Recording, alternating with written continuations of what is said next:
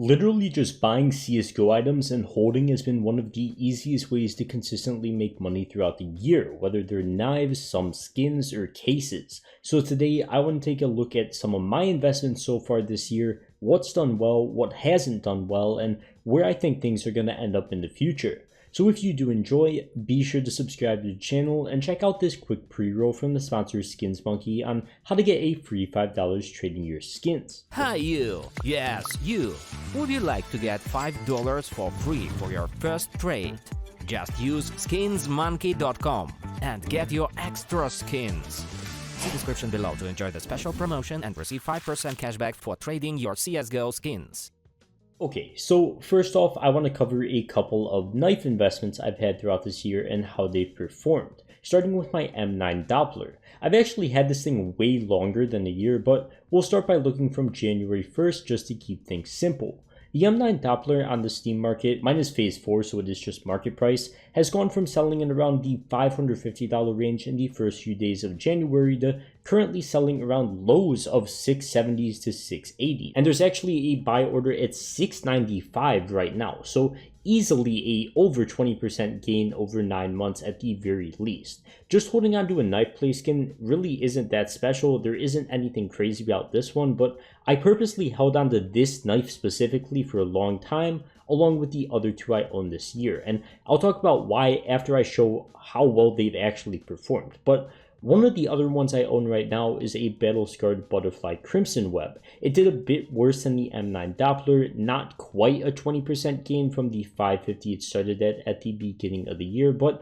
there's currently a buy order for $643. So let's just say it's like around a 15% gain for a nice even, it's not an even number, but you know what I mean, a nice round number. I don't know how to describe it. Either way, once again, not horrible, but it definitely could have been better, and I kind of made a mistake buying that thing. I'll get into that in a bit. But the final knife I owned this year, and I actually ended up giving this one away, is a Karambit Forest DD pad. But I figure I'll mention it anyway because it's a knife that I bought as an investment and it did really well, which I expected it to. January 1st, it was just around $160, and now it's sold at just around $340, with buy orders there as well. So roughly a 30% gain. Really good for just a random Forest DD pad knife, but I chose each one of these knives for a reason.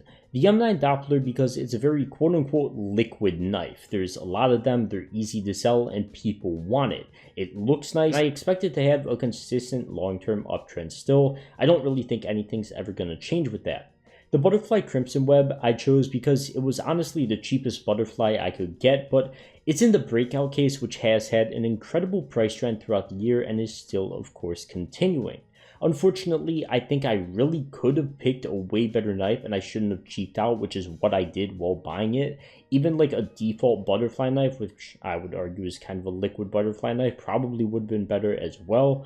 And finally, I bought the Karambit because it's in some of the most expensive cases in the game, and also some of the least unboxed cases in the game as well. The cheapest one here is a revolver case, and it is still an absolute just piece of garbage case except for the knives in it, and it's 40 cents on top of that right now. So it's not exactly a cheap case compared to, I guess there's like 15-cent cases out there, but everything's getting kind of expensive. Either way, I thought the knife inside of it will be a good buy, and it actually did turn out to be. The revolver case is honestly the only case you're realistically going to be opening in mass to get a knife like this, so you got to imagine there's not a lot of them being unboxed anymore as there used to be, so price has definitely shown that. It's gone up. Seems to be a lot of demand behind a knife like this. And I'm probably going to pick up something similar to it in the future, but just not yet. I'll cover that once again a bit later in the video. But before we get into that, let me cover my high tier stuff. My Glock Fade, Dragon Lore Op Fade, Desert Jormungandr, Blue Phosphor, stuff like that.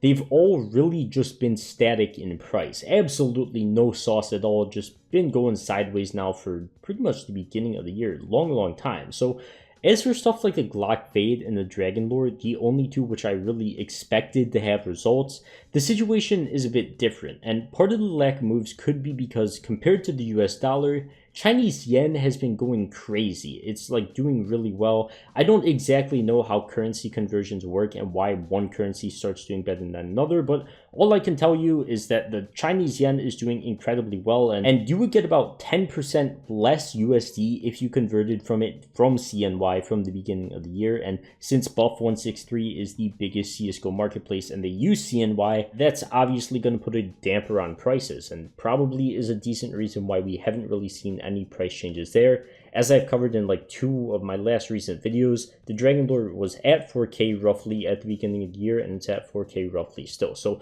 nothing has really changed at all. So hopefully the real world economy settles down a little bit, or I don't even know what you would say about it, but it is an absolute mess right now. I don't know when that's going to change. I'm not going to pretend like I know that at all. But until the CNY, the USD conversion chart, starts flattening out in price, I don't really know if things are going to change there. At least that's the way I understand it. We could always just see some massive hype, but I'm not really banking on it. I think those are just going to go sideways for a bit. So as for the operation skins, op fade, blue phosphorus, stuff like that, I really don't expect much to happen with those for now either, but I'm going to keep holding until the more expensive market like the Dragon Lore and whatever else I own, the Glock fade, probably start to pick up in price, because I definitely think they will pick up in price before something like an op fade would. There's just too much supply, but if they don't have any results at that point, I'll probably just sell them or trade them out for an older knife, just to keep things simple. Maybe not a Karambit Forest DD pad, but something in those same expensive cases that were from a long time ago, and maybe I won't cheap out on this one so I could actually make a decent amount of money. But other than that, the only other real investment I made is my CS20 cases, about 2,000 of them.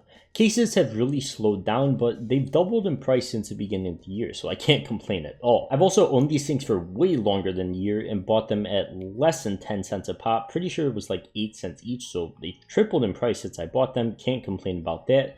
Cheap cases, I still believe, are absolutely the move. I don't plan on selling these CS20 cases anytime soon. Just literally holding these things until the end of time, honestly. So go out, do me a favor, open 1,000 CS20 cases, completely inflate the market to gas up my investment.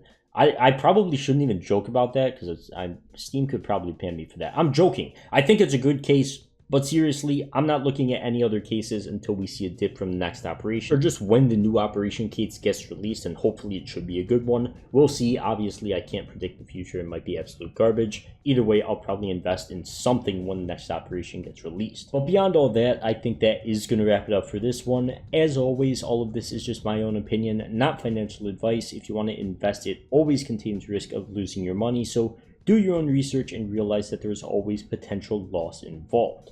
But if you did enjoy, don't forget to leave a like and subscribe to the channel if you're new. And of course, check out Skins Monkey for that free $5 bonus as well. But for now, I'll see you guys in the next one. Peace.